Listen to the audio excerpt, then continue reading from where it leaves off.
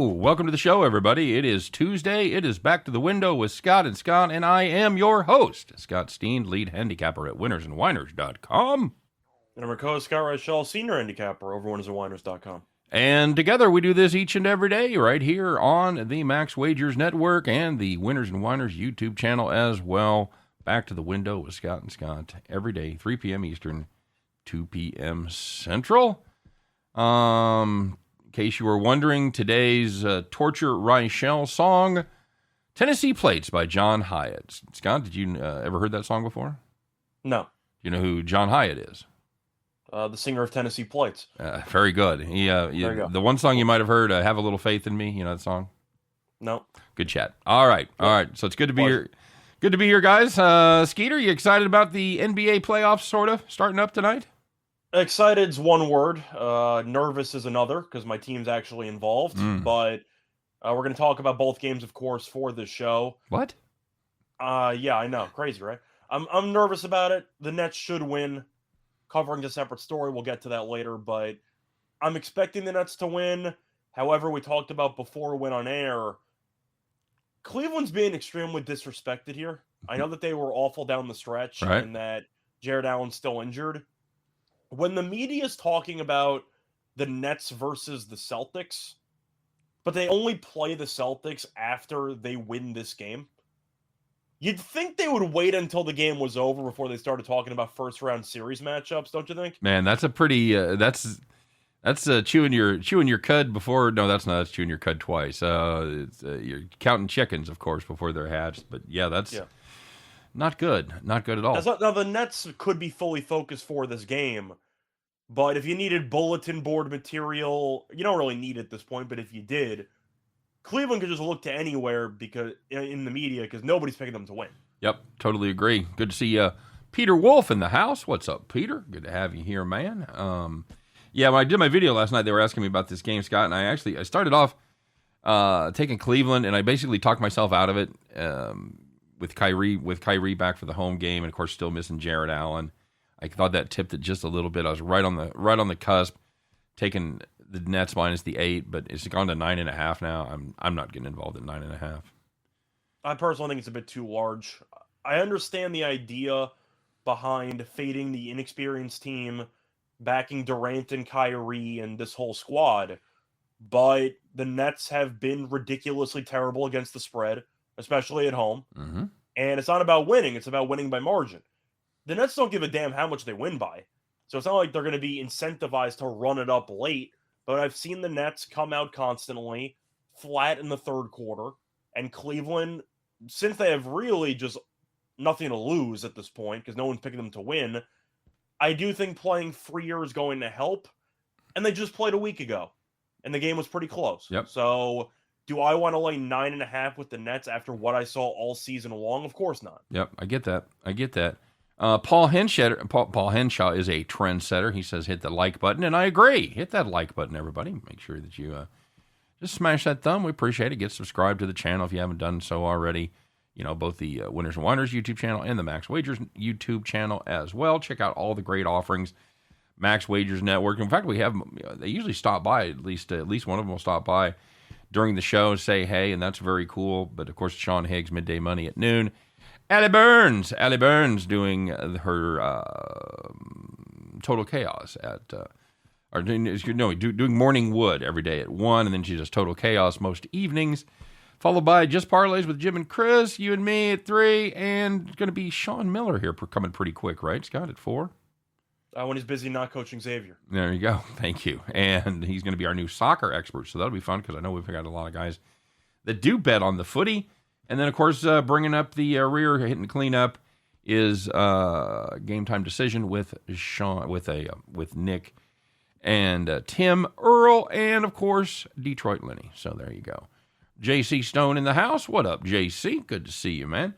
I always give extra credit to these guys that like stop by when I'm shooting my video early in the morning or late at night, whatever the case may be, and then are here for ours as well. That's some commitment, man. We appreciate it, JC. The differential between your video length and my video length is growing by the day. Yeah. I think you did a decent job yesterday, though. I think it was like 9 minutes.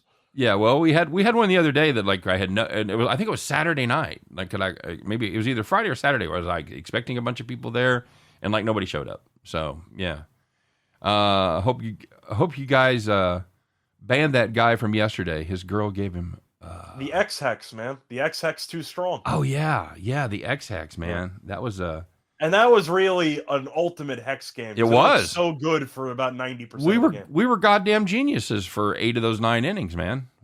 Yeah, we're going to talk about that in one of these segments coming up. Yep. But, I mean, you all know what the play was. You could not really have asked for a better situation getting plus 140. I blame the chick. Absolutely do. Absolutely do. All right, so we'll get started. Oh, yeah, hey, any guys in the KC area, anybody going to the Santana concert tonight? I will be there. I will be seeing Carlos Santana, age 70. He's 73. He'll be 74 in June. So, nice. Yeah, I know we got some KC people out there. If anybody's going to the show, hit me up on Twitter, and I'll buy you a beer or something. So there you go. Scott, we got a couple great promotions going on here at the Max Wagers Network. First of all, we talked a little bit about it yesterday. Got DraftKings going.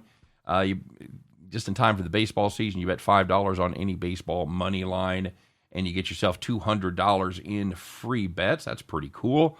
You have to be physically located somewhere where DraftKings is: Arizona, Colorado, Connecticut, Iowa, Indiana, Louisiana, Michigan, New Jersey, New York, Pennsylvania, Tennessee, Virginia, Wyoming, or West Virginia. And you also must be 21 to play, except for there's 2 states where you don't have to be 21, you have to be 18. One of them's Wyoming. Scott, do you know the other one? No. I don't either. I just read it and I can't remember what it was, but there's 2 states where you only have to be 18, but you have to be a legal age in your state, of course. You use the promo code WAW Video. The link is in the description of the video. And of course, we're still doing our Caesars Sportsbook thing just in time for the NBA playoffs to get started. $1,100 first bet insurance. You make a first time wager up to $1,100, and if you don't win it, you get it back in the form of a free bet. Same amount, promo code ATSWINSCZR. That's ATS wins Caesar SZR. The link is also in the description for today's video. So there you go. Big X in the house. James Mounts is here as well.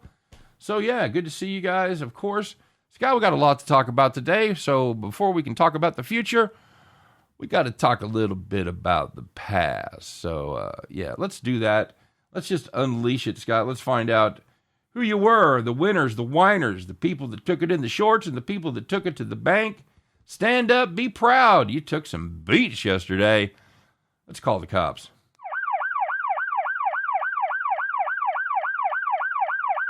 All righty, we'll fire it up in the Mets money line against the Phillies. Should put my hat on backwards for this one. Mets pitching, getting it done. They led 4-0 entering the 8th inning. Mets bullpen not getting it done. Phillies scored 5 runs in the bottom of the 8th. Mets end up losing 5-4. Holy shit, Scott. That was just a beautiful play at 7-5, getting plus 140 on that money. Great play until it wasn't. Call the cops. And looking at baseball once again, if you had the Rockies and Rangers under 9.5, you had 7 runs. It was 4-3 entering the bottom of the 9th. 2 outs, nobody on base. Pinch hit home run with 2 outs. You're going to extras. And the Rockies won 6-4 after the 10th inning. I believe that means we have our first official total beat with extra innings this season. Yeah, Bronco Devil checked in with when I was shooting the video last night and said that he had the over there and felt very fortunate. He had 10. He felt very fortunate to get a push. So yeah, that's a push win. Yeah, that is a push win. Absolutely correct. And bringing it on home in a game that I had as my personal play. I had the wrong side of this. If you were on the Twins, team total over 4.5 going up against Chris Flexen. They had 4 runs in the first 5 innings, and that was going to do it because the Seattle bullpen did a good job. A little bit too late, barn door. Twins ended up winning that one 4-0 as the Mariners got nothing going offensively. 2 hits. 2 hits. Not good. Not good at all, my friend. Well, there was some good news. There were some people that had a nice, easy time of it. You didn't have to sweat. You didn't have to worry about the fourth quarter. You didn't have to worry about extra innings. None of that bullshit because, why? You were sitting in the rocking chair.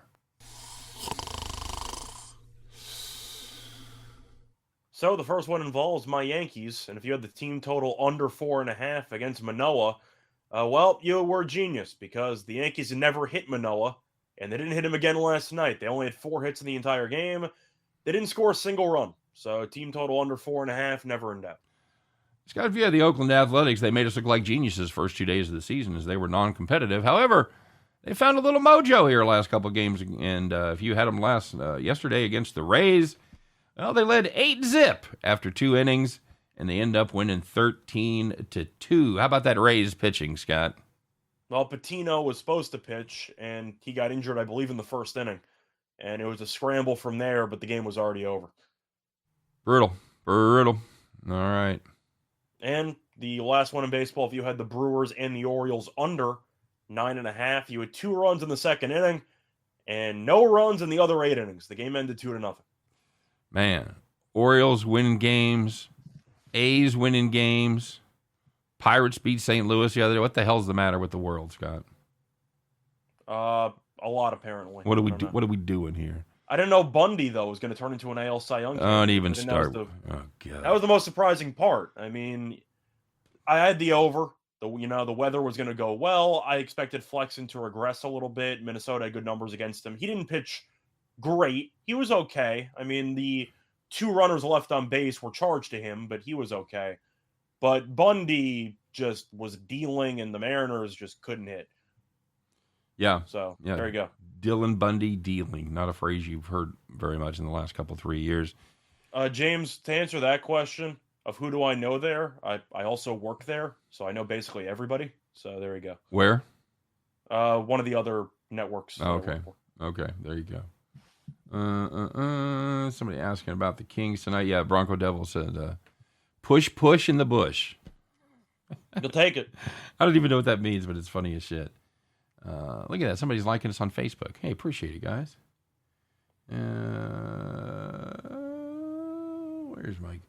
Where's those Kings? Where's the Kings, God? They playing tonight? Or was that last night? About against the Blackhawks? Yeah. That is... Oh, I got it. It's tonight. 8:30. Yeah, it's tonight. Yeah. Kings laying 145. I mean, the Blackhawks are terrible, but to go through the injury report, the Kings lost their best defenseman yesterday because Drew Doughty's officially been ruled out for the rest of the season.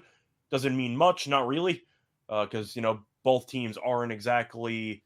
Well, the Kings are a playoff team right now, actually, but as a whole, Chicago is really just playing for nothing at this point. Chicago is also in the middle of a massive losing streak. To go through how big of a losing streak, it's not good. They have lost. Let me just do the math real quick. They've lost 7 in a row. So 7 in a row, and they're giving up about 4.7 goals per game in that stretch. Yeah, fun fact though, the last one they had against the Kings. Yep. But I'm gonna go with the Kings there.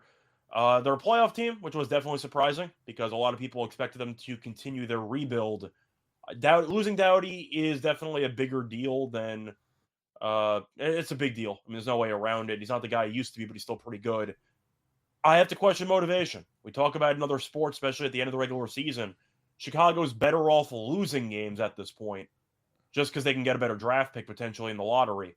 So I'm going to go with the Kings because they're still playing for something. Yep. You? Yeah, I don't like laying that much wood at this point. It's not great, but I got to look at motivation. The fact that the Kings are only 2 points ahead of the Golden Knights for that 3rd spot in the Pacific.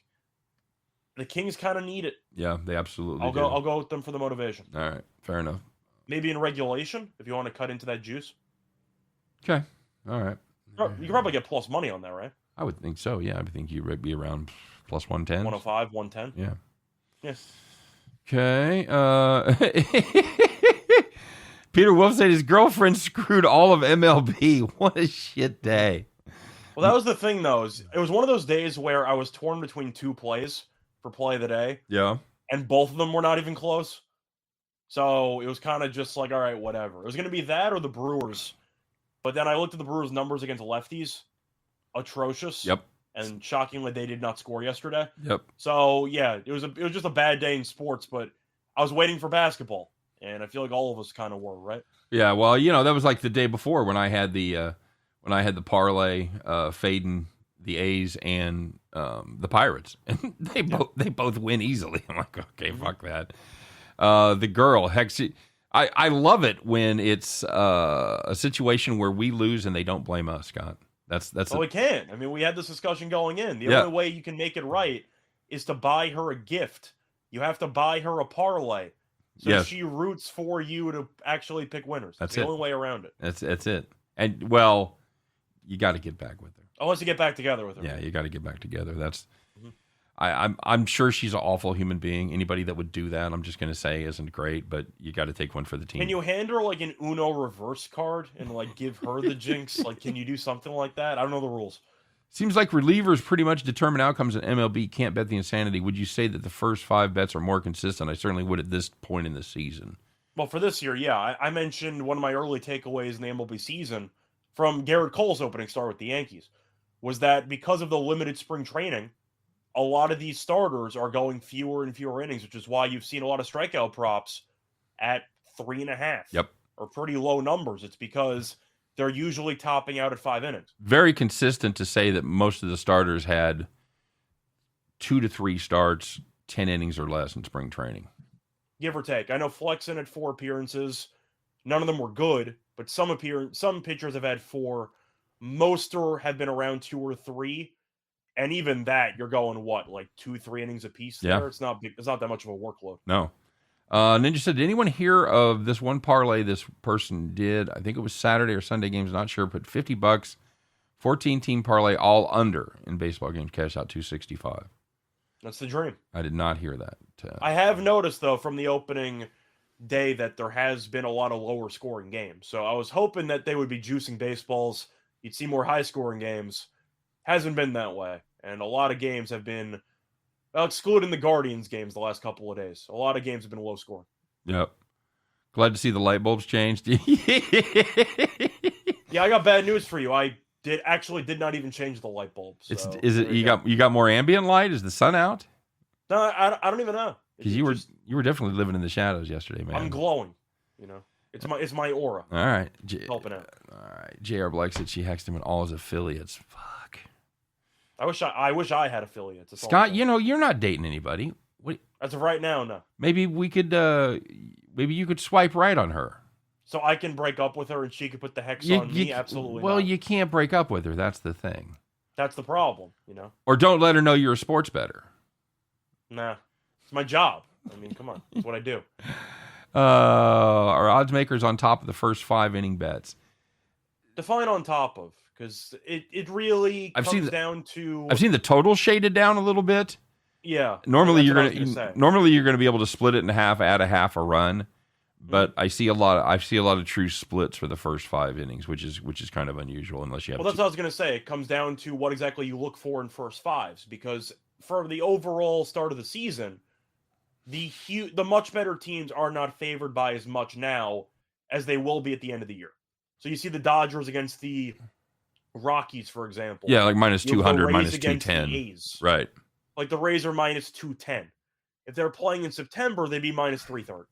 Yep, correct. So it really comes down to when they're facing off during the course of the season. But since it's still early on, you don't exactly know what to expect from each team. You don't really know how you should be pricing the huge talent disparities because it's kind of a box of chocolates right now, isn't it? Yeah, it absolutely is. Reichel is dating a sports book with Twitter on the side. I mean, it's not a bad call. No, it's not. Now the secret is you go out with one of the tellers at the sports book. So whenever you talk to her, you're placing your action. Right? Killing 2 birds with 1 stone. 2 birds, 1 stone. You save a lot of time that way. Did the green shirt come through again? It did not. No, Why Sports Bureau jinxed the hell out of me. Cleveland versus Cincinnati, scoreless first inning. Sure, why not?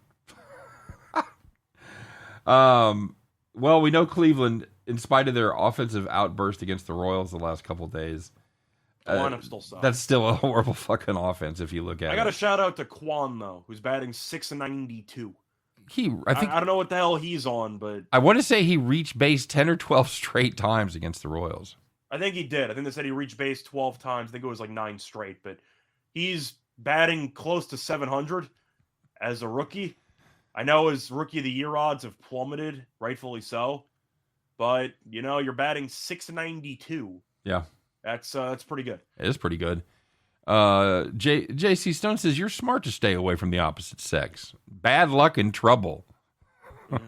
Wow. Okay. So that may not be a universal opinion of the opposite sex. It might not be. In fact, if that was universal opinion, there wouldn't be any people left in the world. Right.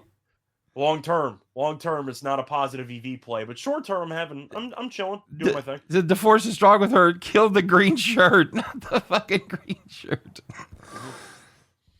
Excuse me. Calvin, keeping us on track here, says Bieber versus Molly should be no runs in the first. I'd be curious. I'd agree with that. I'd be curious. What's the nerfy on that? Like 150? I like how you picked up the lingo. Yeah, I think that's too high. I'm looking at it right. I'm looking up right now. If I had to guess, I would say 135. It's getting 135. If I had to guess, 155 sounds like what you'd get between Bieber and like Scherzer. Like that sounds a little bit high. Okay. No score first inning is. Let me see. I have teams to score in the first inning, which doesn't help me at all. Thanks a lot. Under a half. Yeah, I see minus 130. Okay, there you go. So I said 135, close enough. Michael Doe says you're moving to Brooklyn, can't afford women. That's no shit. It's not a matter of moving to Brooklyn. It's a matter of the fact that I just paid my taxes. You have that moment where you finally pay taxes, and for the next couple of days you have a rollover effect where you don't feel like spending any money. Oh, absolutely. Yeah, of course. Absolutely. You just hand out a couple thousand to the government, and it's just suddenly I don't exactly want to go out to eat for a couple of days. I gotta mourn over the lost money I gave to the government. James Mountain said "Soul of a Woman" was created below. What song is that from, Scott? Also a movie, a famous movie of the same name. I actually can't even recall that. Been dazed and confused for so long, It's not true. Wanted a woman, never bargained for you. You're a big fan of that movie, right? Dazed and confused? Yeah, that's exactly my it's my story to the year. So yeah, a lot of things in Dazed and Confused hit home. Yeah, absolutely, Scott. That's can't afford women no matter. Hi guys, welcome to Incel Chat here. You do. I just feel like some of the guys have been burned out there. It's a lot of people have. I got burned by Bundy yesterday. You think I'm getting back on the horse? No, of course not. You're not going to fade Bundy again? I can't look at him the same way anymore, right? Yep. Well, at least in the immediate future, we'll figure it out. I mean, some players in any sport, they're bad, and then you fade them, and they're always good. So at some point, you just can't keep fading them. It's like they're listening. Agreed. Joe Adele, by the way, huge listener of the show. Big fan of the show. What do you have? He had a double and a home run yesterday? Yeah, killed it. That's what I'm saying. He was great. He had his total bases over 5.5. He made some money. Yeah. One of the great Led Zepp songs of all time. Yep, I agree. Rick Zeff must have gotten out my own chat line, probably banned or something. I don't know. I don't. Well, I've not banned you. No, you're still there. Yep. You're still there, bud. We're reading it, so you're still there. I don't know, and I don't know where the carrot went. Somebody was asking about the carrot. I don't know because I know YouTube is. I mean, spring's around the corner, so you figure the carrots are going to be growing at some point. Maybe he's out for Easter. I don't know. I just know that because usually YouTube will fuck with him, and then he'll be back with a different name the next day. So when I saw him disappear for a day or two, I just figured he'd be back with a new name. So there's really not a lot of transparency when it comes to sites policing activity, just because there's guidelines that nobody reads. You can interpret anything the way you want. Especially in today's climate with PC culture, I feel like a lot of people get suspended from Twitter or stuff for what seems to be relatively innocent content. You know what I mean? It's weird. It is. That's what I'm saying. There's a lot of overreactions when it comes to everything, banning or whatever in various platforms. Oh, yes. In my experience, at least. Yeah. Let's just turn this into a whole political thing. I'm not going to go full political. I'm just saying. No, I know what I've noticed. I agree. Tomb Dog in the house. What up, Tomb Dog? Long time no see. Good to have Ian here. Orioles can't name a starter for today. Does it matter? Well, they all suck besides memes, so you could throw somebody out there. They won yesterday though. That's right. So, right. There is one thing I wanted to talk about here because we haven't done this in a while, and this is a good one, and we can put a little bow on their season with this, Scott. Let's get out the golden feed bag, Rick. Should get the dust off the golden feed bag and award it.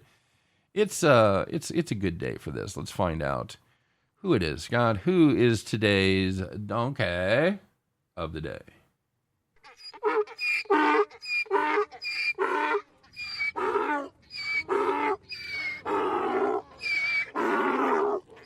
All right, I'm going to let you take this one because I know you are a big fan of this offseason signing, and you owe yourself a victory lap of I told you so proportion. So go right ahead, sir.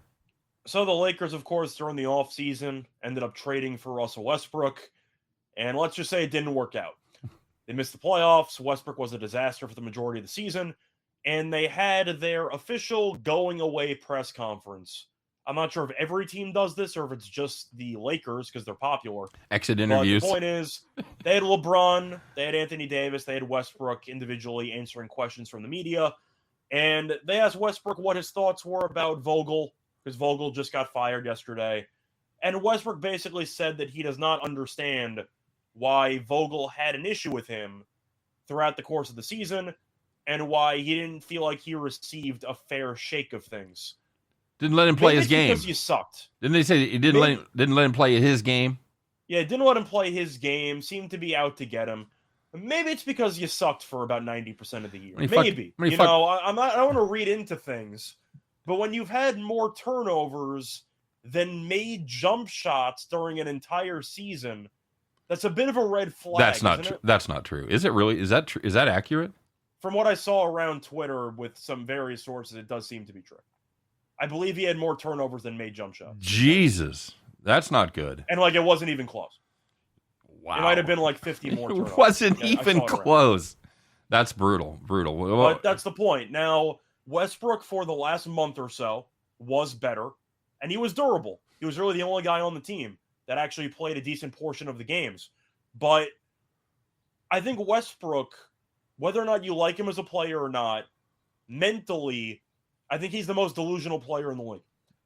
And you were looking at his press conferences throughout the entire season, how he was arguing with reporters who were asking him legitimate questions for the majority of the season.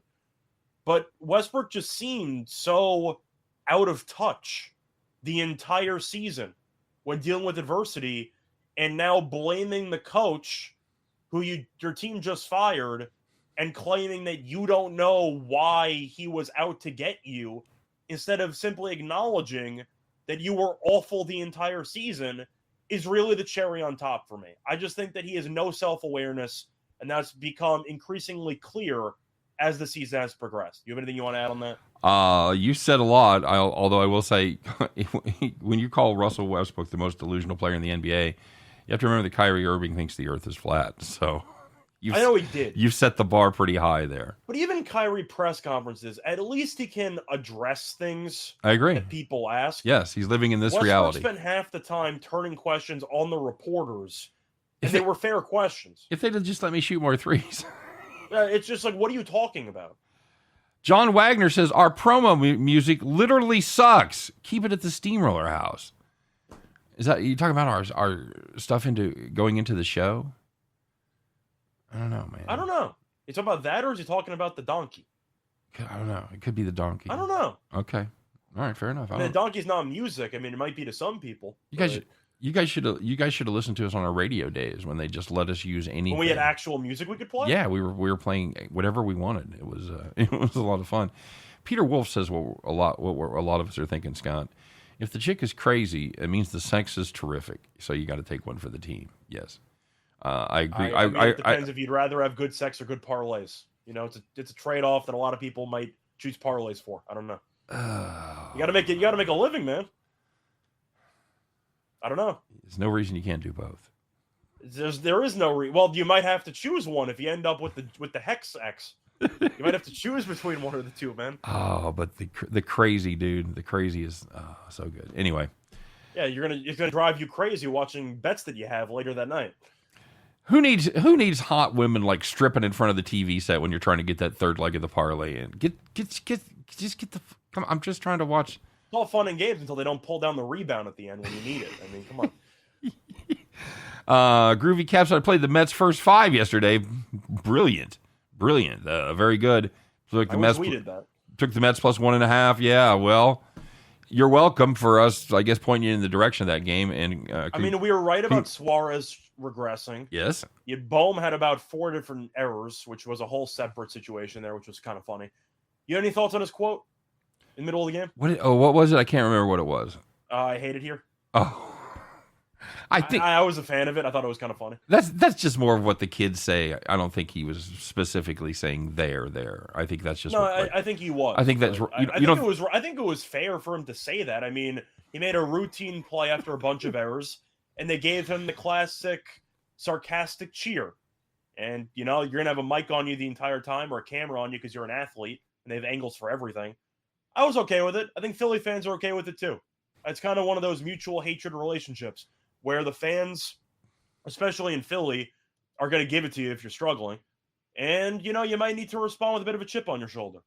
It was a moment of honesty. I didn't mind it. Okay. You don't think that's like right up there with like fuck my life, like I hate it here?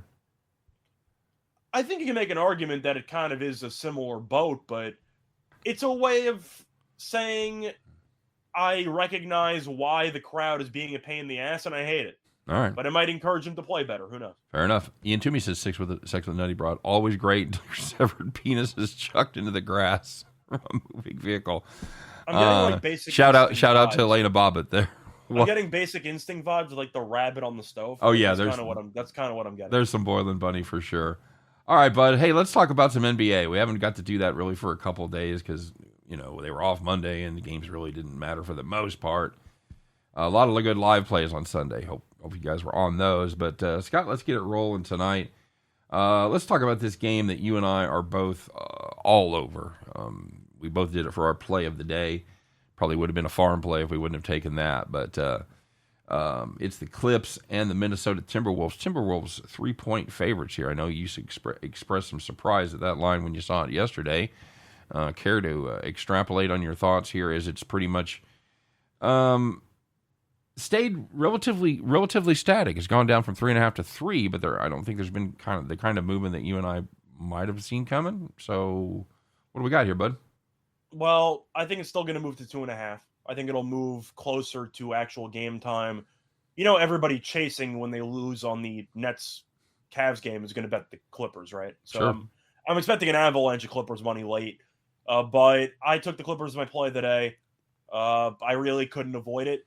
It's one thing to say that Minnesota's disrespected and they're going to come out because they've been good all year.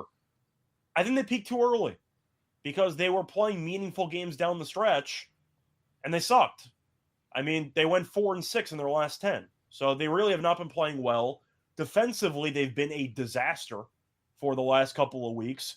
And the Clippers are healthy. They're missing Kawhi Leonard, of course, but Paul George is back. Norman Powell's back. Covington missed some games. He's back too. The team's deep. Do I think Minnesota has a great bench? Not really.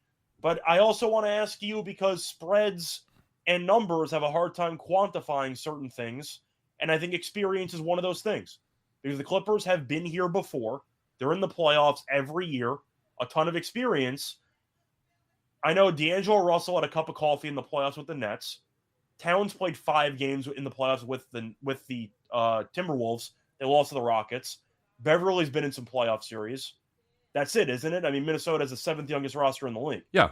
There's a great future. I mean, you could argue that Minnesota is actually a little bit ahead of schedule even.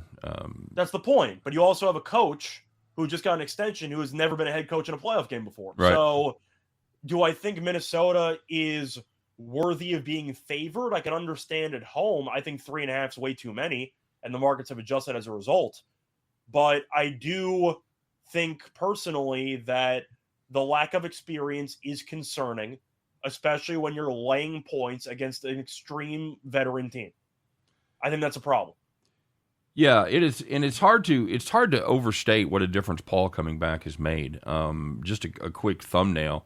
In the 7 games before he came back, they averaged about 103, a little bit less than that.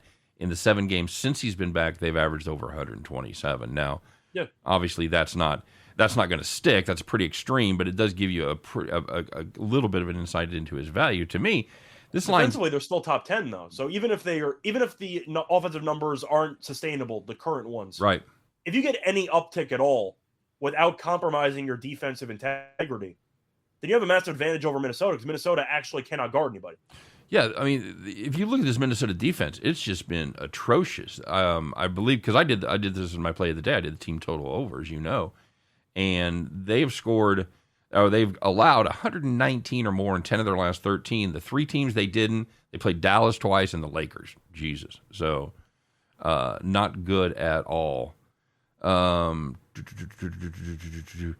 other thing is, I can't get behind a team that's given up that many points. I don't know that I don't know that the Clippers are necessarily going to put up 125, but I think 120 they cover easily.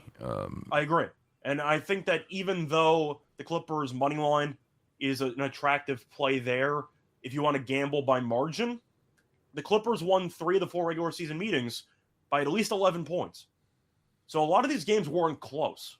If you think the Clippers have a gear that the Timberwolves do not, and that's the case with me, this game could turn into a rout potentially. You don't even know. Yeah, I would think, and I'm going to see if I can find it. I would think there'd be a pretty good opportunity for Minnesota or for the Clippers minus 5.5, 4.5, something. I'm like not going that. to go nuts and tell you Clippers by 15.5. I don't think it's going to be that much of a murder. But if the Clippers punch Minnesota in the mouth early, am I sure Minnesota's going to respond with all the pressure at home in their first meaningful playoff game in, 4 or 5 years, which was before about half the team was in the league? Which has a better chance of happening, the Timberwolves winning the game or the Clippers winning by double digits? Personally, I think it's actually the Clippers. I really don't like Minnesota in this game. And I'm sure the public's all over the Clippers too, so it might be an okie doke, but I really just don't see it. This Minnesota team really matches up horribly against this Clippers team. Yeah. Because you're looking at the overall roster. They don't play much defense. Towns is great. I know that. Edwards has been streaky, but he's very talented offensively. And you have D'Angelo Russell, who's also been streaky for the last couple of months. Who else do they have? That's like their entire offense in 3 players. Right? Yes. I'm definitely going to put a sprinkle on the Clippers minus 5 at plus 230. I mean, do you think that the Timberwolves bench can even stay near the Clippers bench? Because I don't think it's close. No, and it's a Clippers bench that's had a lot of experience this year as they've had to deal with all the injuries. So, yeah. No, if it comes down to the bench play, no. You're in a situation where Terrence Mann is now like your 9th man, and he would easily be 6 or 7 on Minnesota. No question. So the Clippers are loaded. They're deep. They have great coaching. They have experience. They check a lot of boxes you look for, especially getting points in the NBA playoffs. Yep. Groovy Cap says, "With you're too busy with baseball stats all day. We don't have time for women in Brooklyn. We'll wait for women in Long Island during All-Star break." Yeah, I mean, he knows where his priorities are. He knows where they are. Live betting in baseball is better than high maintenance women in Brooklyn. I can't do the high maintenance. I can't either. I can't wait for fucking 2 hours to go somewhere. I'm such a low maintenance person as well. Yeah. So it would go horribly. Give me a TV, a sporting event, and honestly, the drink is optional. Just give me the sporting event and I'll be fine for a couple hours. All I need is a cool breeze and some tasty buds and I'm fine. I was going to ask you, how many videos have you done not wearing shorts? How many videos have I done not wearing shorts? How many shows with you and I have you done not wearing shorts? Occasionally it's cold in the room, so I'll wear sweatpants. Okay. But it's got to be per video at least minus 3,000 that I'm wearing shorts. Okay. Like minus 3,000. Yeah, I'm the same way. Absolutely. There's no point. You're only showing the upper torso. Peter Wolf, I chose the sex once and it was worth every penny. She left me broke. Yeah, it happens. It's a negative EV play. Huh? That's a negative EV play. Yeah, it is. It really is. Did you? I think Super Sly's quote. That's not actually my quote. That's movie that's from, Scott. Which one? All I need is a cool breeze, some tasty buds, and I'm fine. Isn't that also from Dazed and Confused? No, but it's very a similar time period. I can imagine McConaughey saying it. It's Fast Times. Oh, okay. Yeah, that's Sean Penn's Oh, line. that's right. Talking to Mr. Hand. Is that during the daydream while he's surfing? Yeah. Okay. Stu Nahan. Damn it, Spicoli. Damn it. Okay, so you and I are both there. You got a feeling on the total? For the Clippers game? Yeah. I like the team total over for the Clippers. The thing is, I think there's only one way Minnesota can win, and that's the over, because they're not going to guard anybody. So I guess I'm leaning to the under, hoping the Clippers slow the pace down. They should, because Minnesota has been an up-tempo team all season long. The Clippers have not been. But I'm going to go with the under, because I do believe in a playoff atmosphere where the possessions mean a little bit more.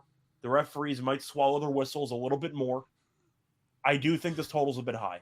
You? I'm with you. I've got the team total over, and I like the under in this game. It's we're threading the needle, but I think we've got a pretty big eye of the needle there to get that thread through, because it could be an okie doke once again, but Minnesota's just been so underwhelming for the last couple of games. Like I don't like much about this team. I like the future, but I think they might be a year early. Yeah, agreed. You lose money chasing women, never lose women chasing money. What? Put that. That's deep. Put that on a plaque. Wow. I'll put that. Should have been my yearbook quote. Wow. Okay. That's something. Wow. Okay. That would have been a great yearbook quote.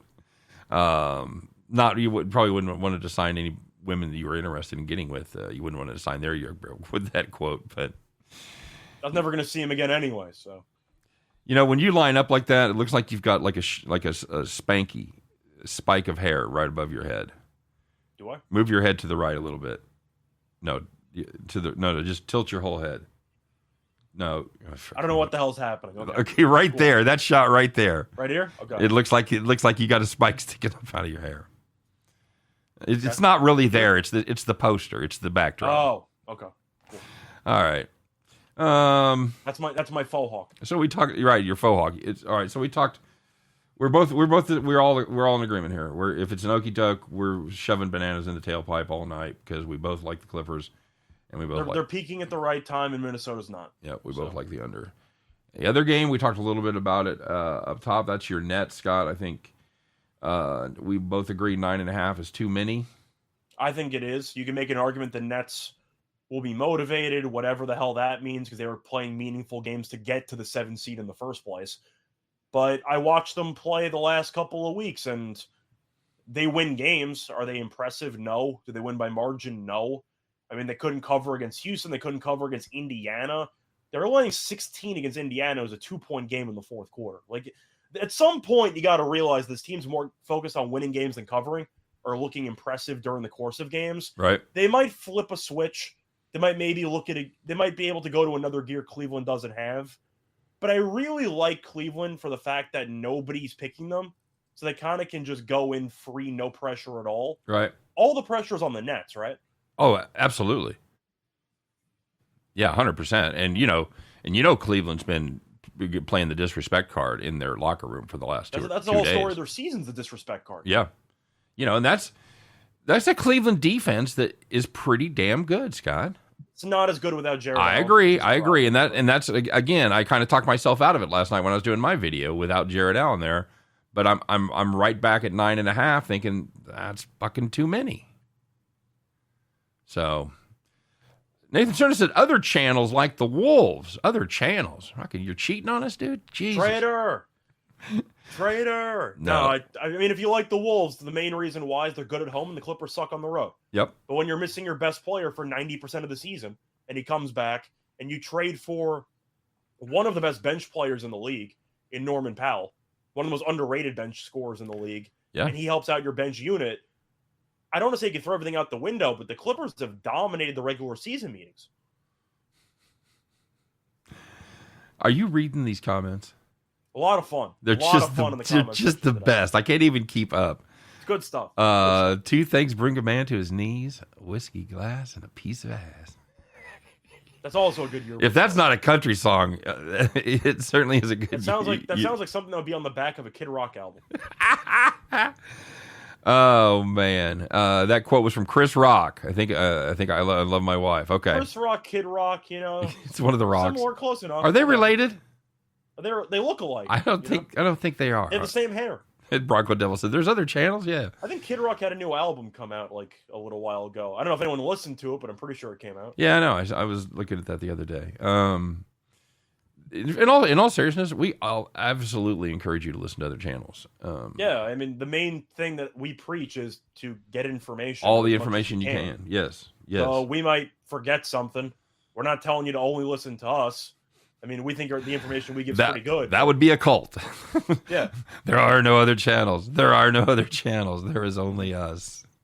CERN is a member of Stephen A. Smith's OnlyFans. Fuck, these guys are... I'm actually curious if there is a platform out there or some people who were giving away their gambling picks on OnlyFans. I was curious if there was a market for that. Kind of like Patreon. Yeah, but instead of nudes, it's just a picture of like a white screen that just says like Cavs plus 8.5. Like, I'm curious if that was actually like a way you could do it. I don't know. No, I think if the person, let's be honest, it's probably going to be a female. I think if she's naked reading the pics, now you got something. I'm just saying, people might just want the pics. Maybe you should try it. You should just strip down, do an OnlyFans. No, I'm saying you don't even have to be nude. It's just like $5. Like, here you go, OnlyFans. No, you just hear me out. Picture of the day. No, it's just a picture of a spread. You're naked. You do it seductively. I'd let the Warriors go to war on me. So now it's an ASMR video. Sort of, yeah. Took some turns. Yeah, there you go. All right. It's called. I'm trying to think of it's Bet the Farm ASMR edition. Like, okay. Bet the Farm ASMR. There you go. That's the slogan right there. So we've covered the basketball game. We've blathered our way through the rest of the show. Give me your favorite baseball play tonight, buddy. Oh, there's baseball on today? Yes. Yeah, sure. I feel like nobody cares about the baseball card, but to go through the overall card, I like Tampa today. I know they got killed yesterday. Okay. But they're due. It's one. That's not even their due. It's a matter of they're a good team. They got embarrassed. Good teams usually respond and kick the crap out of the opposing team. All right. It's a pitching matchup between two guys you've never heard of. It's Romero against Oler. Okay, sure. Sure. Yeah. I trust the Rays prospects more than Oakland's prospects, but after getting killed yesterday, I think Tampa's in a good spot to just get back, maybe to, let's just say, deal with some anger and to win that game handily. I don't mind them on the run line. Okay. Give me St. Louis on the run line. I assumed you're all over the Cooch today. I didn't even see getting plus money against the Yankees. No. No, not at all. I'd consider it. Fucking right. The Yankees have so many right-handed boppers, though, man. Yeah, Nathan, that's my point, though. Tampa got humiliated. They're a good team. They might have walked into Oakland thinking, all right, we're going to sweep again. But they lost. They got humbled a little bit. I think they come out and smack them. Yeah, I like fading the Royals tonight simply because number one is Daniel Lynch going, so that's always something that's going to get my attention as far as he's the number 5 starter. That combo, though, Lynch into Coer? Woo! Well, and that's going to be, and that's the main reason I want to fade the Royals tonight is the fact that bullpen is absolutely gassed. And spoiler alert, a lot of those guys appear to be not very good. So I think with Daniel Hudson going against Lynch, I'm all over the cards here. You're getting a pretty good price. You mean Dakota Hudson? Or Dakota Hudson, sorry, right? Daniel Lynch. Yeah, Dakota You said Hudson. Daniel, I'm like, are they doing openers already? Yeah, no. Like 3 games into the season. Yeah, no. So, yeah, I'll take St. Louis on the run line there. That's my favorite. So, all right, boys, let's get to it here, shall we? We thought we had a little something yesterday, and we should have. It was a nice plus money play, but sometimes it doesn't work out. You guys know how that works. So, we're back at it, Scott. Let's find out who it is today as we put on our overalls. We adjust our straw hats at a rakish angle and get ready to climb aboard our John Deere, fire that bad boy up. And Scott, it's Tuesday. Let's get ready to bet the farm.